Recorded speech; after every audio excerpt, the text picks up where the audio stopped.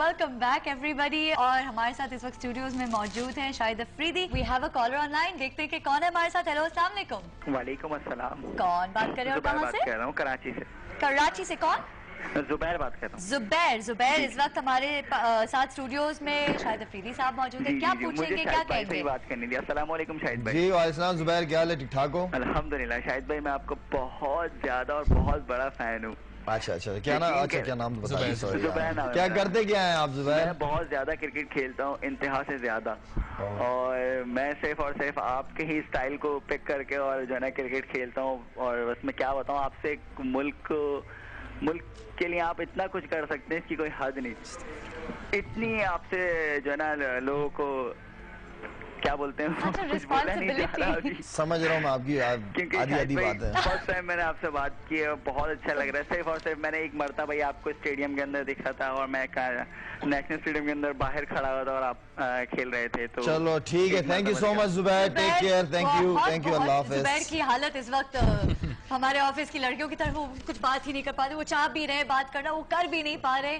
But with great, Spiderman का dialogue है, but with great power comes great responsibility. तो ज्यादा एक्सपेक्टेशंस, वही जैसे जुबैर ने सवाल किया कि एक्सपेक्टेशंस बहुत है अवाम की। जैसे मैंने आपसे शुरू में सवाल किया, अभी भी लोग चाहते हैं कि बूम बूम अफरीदी जो है वो विकेट पे आए, वैसे छक्के चौके लगाए, विकेटें लें जिस तरह लेता है। यही ख्वाहिश मेरी भी है। अच्छा, शायद कुछ अगर अब थोड़ी वर्ल्ड कप की बात करते हैं। वर्ल्ड कप में you the leading wicket taker, outstanding performance Pakistan ने दी। सेमीफाइनल में हमारे इंडिया के खिलाफ जो यूफोरिया था, बाद में जो वेलकम दिया यहाँ पे आके हर तरफ से, लोग बहुत खुश हुए आपसे, आप प्राइजेस भी दिया गया। और बड़ी बात ये कि इंडिया से हम हार के आए, इसके बावजूद भी लोगों ने इतनी क्रिकेट की हिस्ट्री में ऐसा कभी हुआ नहीं था कि वर्ल्ड कप का मैच इंडिया से हार गया।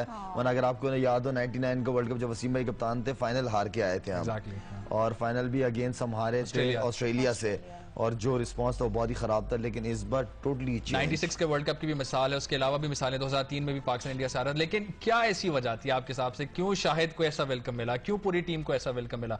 क्या एफर्ट बहुत ज्यादा मारी थी? यार एक तो एफर्ट, हमारे तो एफर्ट बड़ी जबरदस्त थी, बड़ी जबरदस्त मेहनत की थी हम सारों ने मिलके, इसलिए कि लोग इतना एक्सपेक्ट कर भी नहीं रहे थे हमसे।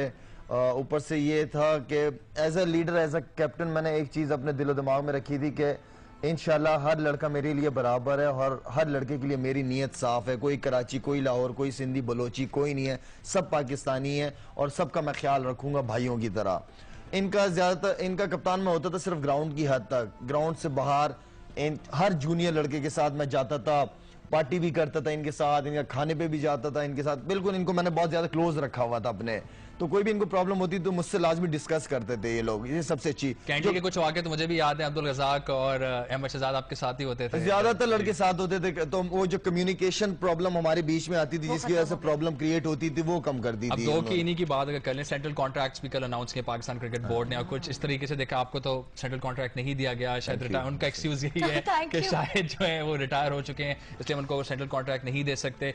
और कुछ प्लेयर्स की बात कर लेते हैं, अब्दुल रज़ाक को बी कैटेगरी में डाल दिया गया वर्ल्ड कप में। चले अच्छी परफॉर्मेंस नहीं थी, लेकिन उससे पहले बहुत अच्छा खेलते हैं। अहमद शहजाद सेंचुरी की वेस्ट इंडीज में, फिर उनको ड्रॉप कर दिया गया। कुछ लोगों का यह भी मानना है कि अहमद शहजाद के शायद आफरीदी से काफी अच्छे क्लोज ताल्लुकात थे, इसकी वजह से उनको स्केपगोट बनाया गया। बात यह है कि मैं पहले तो मेरे लिए बड़ी एक अजीब सी बात है कि रज़ाक इतना टॉप प्लेयर, आपका एक इतना सीनियर प्लेयर, एक स्टार इस मुल्क का, आप उसको ए में खिला के आप उसको बी में कर दिया आपने। ये मुझे समझ नहीं है कि किस चक्कर में उसको बी में कर दिया। दूसरा ये आपने अहमद शहजाद की बात की, आई डोंट नो कि उसको सेंट्रल कॉन्ट्रैक्ट मिला है कि नहीं मिला उस बच्चे को, आई डोंट नो क्यों नहीं मिला। इतना टैलेंटेड लड़का, उसको क्यों उसको नहीं फोकस कर रहे फ्यूचर के लिए, मेरे ख्याल में, आई डोंट नो। अच्छा हाँ, आपने एक और बात की कि मुझसे रिलेटिव इस तरह की बातें आ रही हैं कि जैसे अहमद शहजाद हैं, उनको ये इनकी प्रॉब्लम है। अहमद शहजाद को भी करेंगे, उमर अकमल को भी करेंगे, फवाद आलम को भी करेंगे, हफीज को भी कर देंगे, सब तो सब ज़ाहिर बात है, सारे मेरे छोटे भाइयों की तरह, सबका मैं ख्याल रखा है मैंने, सबका मैं ख्याल रखूंगा। इसमें कोई ऐसी बात नहीं, कोई कर देता है। क्योंकि अभी मुझे याद है कि कुछ दिन पहले प्रेस कॉन्फ्रेंस एक थी, उसमें आपने जब बात की मीडिया से, तो आपने ये भी कहा कि हफीज ने, आपने और मिसबा ने एक प्लान बनाया हुआ था पाकिस्तान टीम के लिए कि अगले साल 2 साल हम किस तरीके से टीम को लेके चलेंगे, कौन से ऐसे गोल्स थे। थोड़े सीनियर्स की बात करें, मिसबा है, यूनुस खान, शोएब अख्तर भी वर्ल्ड कप की टीम में शामिल थे, काफी देर ड्रॉप रहे आखिरी 4 मैचेस, कामरान अकमल, इन लोगों के साथ किस तरीके का आपका रवैया था, उन्होंने किस तरह रिस्पॉन्ड किया आपको वर्ल्ड कप? अल्हम्दुलिल्लाह, चाहे जितने भी लड़के, शोएब, यूनुस, खैर कामी तो बैचमेंट नहीं थे, लेकिन ये था कि उमर गुल वगैरह हो गए, सारे रज़ाक हो गए, आप यकीन करें इतने ज़बरदस्त तरीके से सारे लोगों ने मुझे इतना ज़बरदस्त रिस्पांस दिया। देखिए हमारी बात वही आती है कि हर इंसान की इज्जत उसके अपने हाथ में, अगर मैं आपकी इज्जत करूंगा आप मेरी करेंगे, सिंपल इज दैट। तो हर एक लड़की की, हर इंसान की अपनी इज्जत है, उसको उस इज्जत के हिसाब से रखो।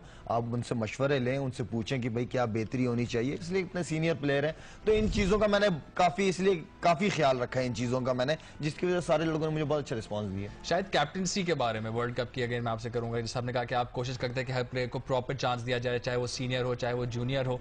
किस तरीके से अपनी कैप्टनसी ऑपरेट करते हैं? ऐसा अभी लगता है कि शायद ऐसी चीज़ में इंप्रूव कर सकता था? और एक और मज़ेदार सवाल जो है कि वक़ार यूनुस और इंतखाब आलम जो टीम कोच और मैनेजर, शुरू में तो काफ़ी अच्छे रिलेशंस थे आपके उनके साथ, लेकिन बाद में थोड़ी फ्रिक्शन डेवलप हुई, किस तरीके से? शुरू में भी प्रॉब्लम हो रही थी मुझे, इंग्लैंड टूर से ही जब आप शुरू में भी मुझे प्रॉब्लम हो रही थी, लेकिन मैं चाह रहा था कि ड्रेसिंग रूम का एटमॉस्फेयर अच्छा हो, ना हो लोगों को मीडिया में ना आए, आवाम को ना पता चले, वो हर वक्त बेचारे टेंशनों में रहती है, बम ब्लास्ट और ये वो, तो अब टीम के हालात भी पूछेंगे कि फिर इन चीजों की टेंशन है। तो मैंने कहा थोड़ा सा माहौल को बेहतर रह के पॉजिटिव, और इनके बारे में आप देखें मेरे वर्ल्ड कप के बाद भी इंटरव्यूज देखे, मैंने हमेशा इनके बारे में अच्छा ही कहा है, बुरा नहीं कहा इनके बारे में। और सारे लड़कों को पता है कि इस वक्त शाहिद भाई के साथ काफी सारी प्रॉब्लम्स चल रही है, मैनेजमेंट की तरफ से उनको तंग किया जा रहा है, लेकिन मैंने सारा कुछ अल्लाह पे छोड़ा, तो मैंने कहा चलो खैर हम जो देखने वाले क्रिकेट, खैर इमाद तो knows everything about cricket, but क्या हुआ वो स्पोर्ट्समैनशिप स्पिरिट को? क्यों इतनी पॉलिटिक्स और tensions? What happened to the simple pure love of the game? देखिए जब आपका गोल अलग हो जाते हैं, लाइकिंग डिसलाइकिंग की चीजें आना शुरू हो जाती हैं, कराची सिंधी पठान माजिर बलोची होना शुरू हो जाता है ना, तो इस तरह की प्रॉब्लम होना शुरू हो जाती है। हम जब तक अपने एक गोल नहीं बनाएंगे, गोल सिर्फ और सिर्फ पाकिस्तान, लड़का चाहे कराची से 10 लड़के हों या पंजाब से 10-20 लड़के हों, लड़का अच्छा जो है वो कहीं का भी हो वो अच्छा है। ये आपने बहुत ही एक क्रिटिकल पॉइंट जो है वजना वो आपने रेस किया है। इस वक्त मैं भी आपसे एक सवाल करना चाह रहा था। अक्सर लोगों का ये परसेप्शन है कि एटलीस्ट कराची के प्लेयर्स इग्नोर हो रहे हैं। शाजिब हसन चले इतना परफॉर्म नहीं कर पाए, लेकिन कुछ और भी मिसालें हैं इस तरह की। अभी तो रमीज राजा को चांस मिला, लेकिन जनरली डू यू थिंक कि शायद वाकई कराची अगेंस्ट कोई लॉबी काम कर रही है पाकिस्तान क्रिकेट बोर्ड में? अच्छा हुआ पता है क्या है, अभी जैसे आपने शाहजेब की बात की, जब मैं शाहजेब की बात मीडिया में करता था तो वो लाहौर में बातें होती थी कि ये कराची की बातें करता रहता है हर वक्त। जब मैं अहमद शहजाद वगैरह इनकी बातें करता था, कह रहे ये लॉबी बना रहा है इस तरह, तो कराची वाले मुझसे खुश नहीं होते थे। तो ये बड़ी प्रॉब्लम है हमारे यहाँ प्रॉब्लम है। क्या कराची क्या पंजाब, मुझे तो इस चीज की बिल्कुल अभी तक ईमान से समझ नहीं है कि क्यों लोग इस तरह सोच रखते हैं। बड़ी एक और जो एक रीसेंट डेवलपमेंट है कि जो Jaaz Farooqi secretary Karachi city cricket association, उनको भी पाकिस्तान क्रिकेट बोर्ड ने इन अ वे उन पे बैन लगा दिया। अनप्रेसिडेंटेड मूव है कि किसी ऑफिशियल के अगेंस्ट ये जो है इस किस्म का इकदाम किया जाए। एक और आपके दोस्त हैं वहाँ पे, मोहम्मद इलियास, सिलेक्शन कमेटी। हमारी एक छोटी सी मिसाल दूं मैं आपको। मैं अभी ऑस्ट्रेलिया गया हुआ था खेलने, बिग बैश उनका, मैं खेल रहा था एडलेड से, हमारा मैच था विक्टोरिया, आई थिंक की मेलबर्न की टीम थी। तो उनके कोच और कप्तान ने मुझे साइड पे लेके गए, उन्होंने कहा कि आफरीदी हमें और कुछ नहीं चाहिए, हमें ये मैच जितवा के दो। मैंने कहा यार ये तो क्यों, खैरियत? कह रहा है ये मैच हमारा ऐसा है जैसे पाकिस्तान और इंडिया का मैच होता है। उनके आपस में सिटी टू सिटी बड़ा जबरदस्त कंपटीशन होता है, बड़ा जबरदस्त। लेकिन जब बात ऑस्ट्रेलिया की होती है तो सारे एक हो जाते हैं, पूरा मुल्क एक हो जाता है। हमारे यहाँ ये चीज नहीं है। ये हेल्दी कंपटीशन है ना, ये असल चीज ही यही है। ये healthy competition, city to city competition होंगे, इसमें टैलेंट सामने आएगा। एग्जैक्टली। मैं इलियास का जिक्र कर रहा था तो इमरान फरहत जो है आपने उनको सपोर्ट ही किया जनरली। इमरान फरहत को मैंने हमेशा सपोर्ट किया है। टीम में वापस आ गए, उनको भी कॉन्ट्रैक्ट मिल गया है। क्या समझते हैं आपके वाकई जिस तरीके से हमने एक देखा कि एक तरफ इजाज फारूकी को तो पाकिस्तान क्रिकेट बोर्ड ने जो उन पे बैन लगा दिया, इलियास काफी ओपनली आपके अगेंस्ट आए, बात की इन्होंने, और तू तो मैं चलती रही। आप समझते हैं कि कुछ पीसीबी की ऑफिशियल्स के बारे में भी जो पॉलिसीज हैं वो डिफरेंट है, कुछ को किसी तरीके से जज किया जाता है, कुछ को किसी और पैमाने पे जज किया जाता है? सब कुछ प्लेयरों के लिए, उनके लिए कुछ नहीं है, बोलते रहे जो दिल चाहे उनको वो बोलते रहे, उनके लिए कोई प्रॉब्लम नहीं है। वो ये समझ रहे हैं कि उनकी वजह से क्रिकेटर चल रहे हैं, उनको ये पता होना चाहिए कि क्रिकेटर की वजह से वो कुर्सियों पे बैठे हैं।